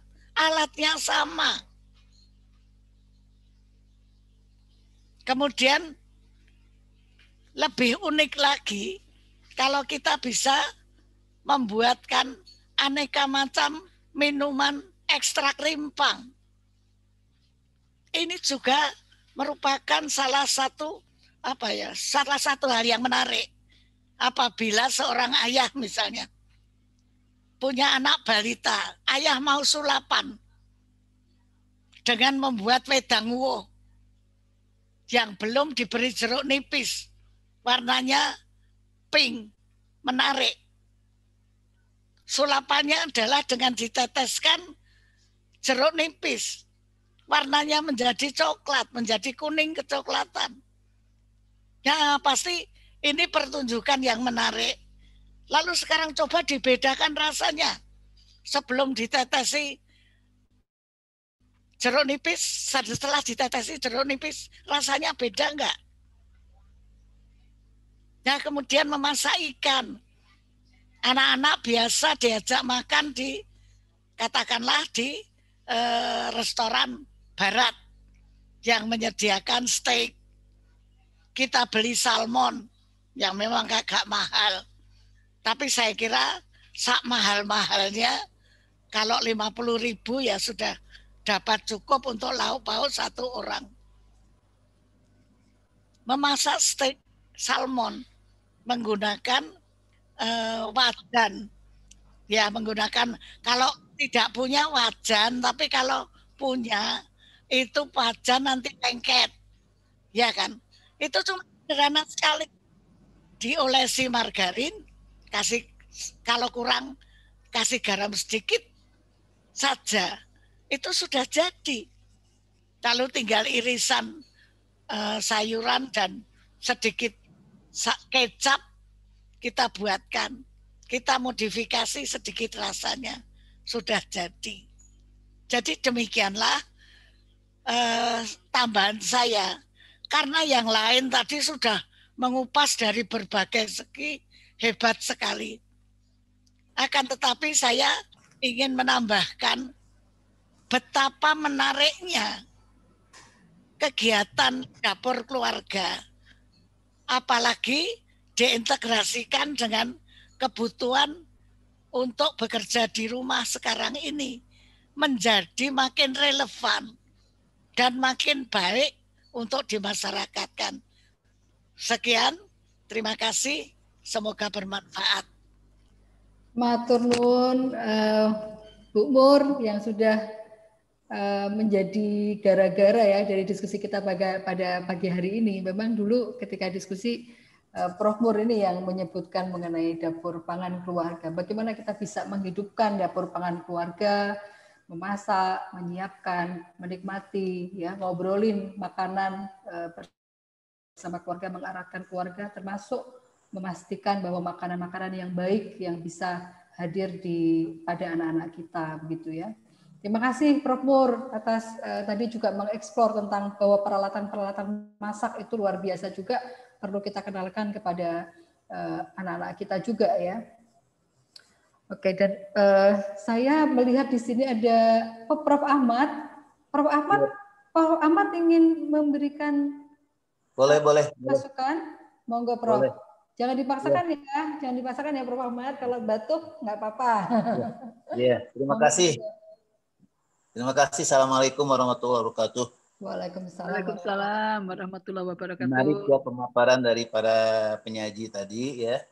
Saya hanya ingin mengingatkan bahwa masalah makanan ini adalah bagian integral dari kehidupan kita bahkan dari keagamaan kita. Jadi semua agama besar mengatur mengenai makanan.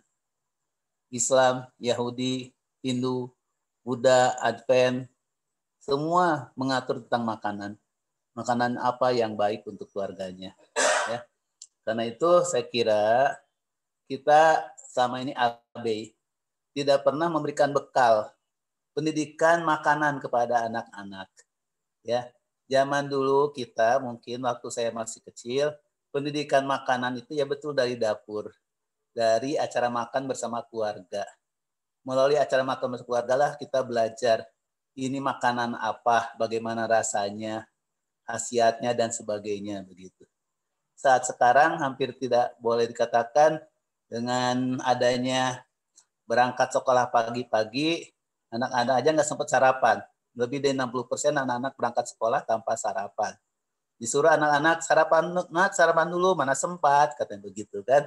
Nah ini yang harus kita ingatkan, dan saya kira ini adanya pandemi ini harus menjadi hikmah. Ya, ada tantangan, ada peluang.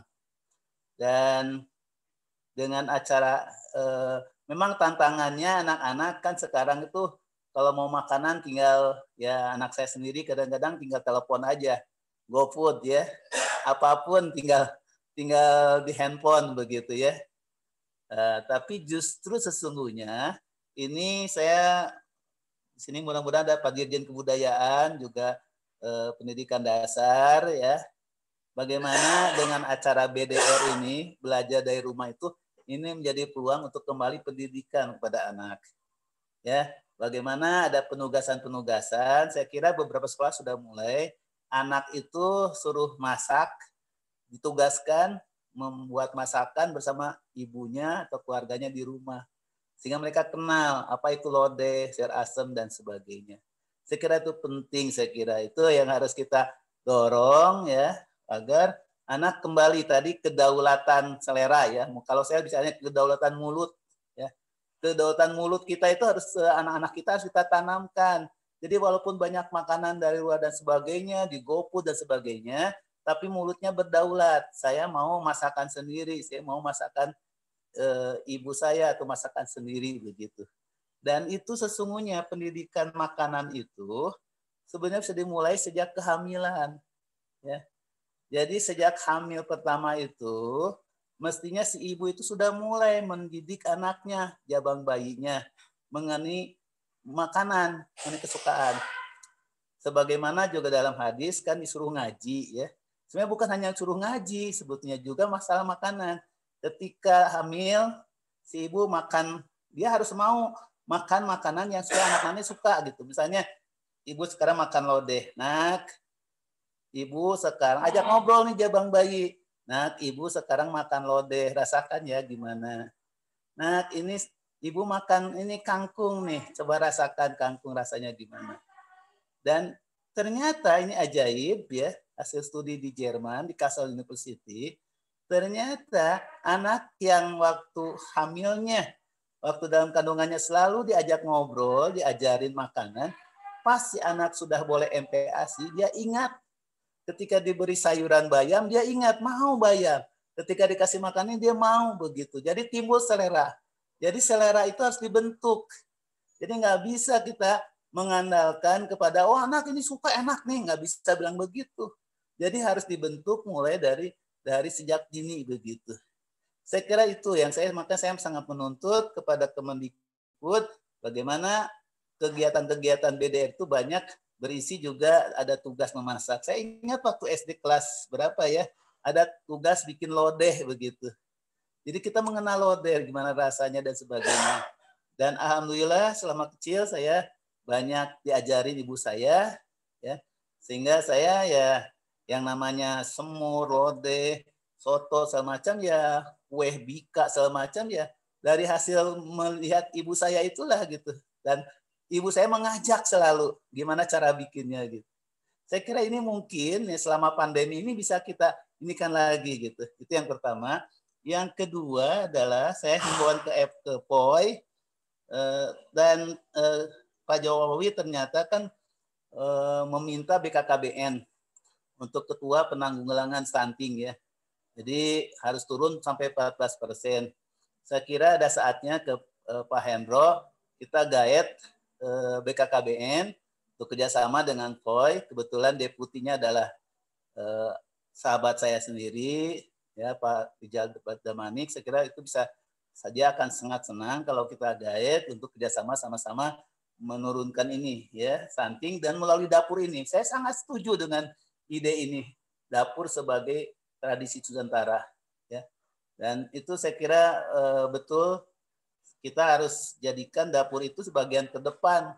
Selama ini kita selalu bagian belakang sehingga kesannya jorok, kumuh, dekat tempat sampah, dekat WC.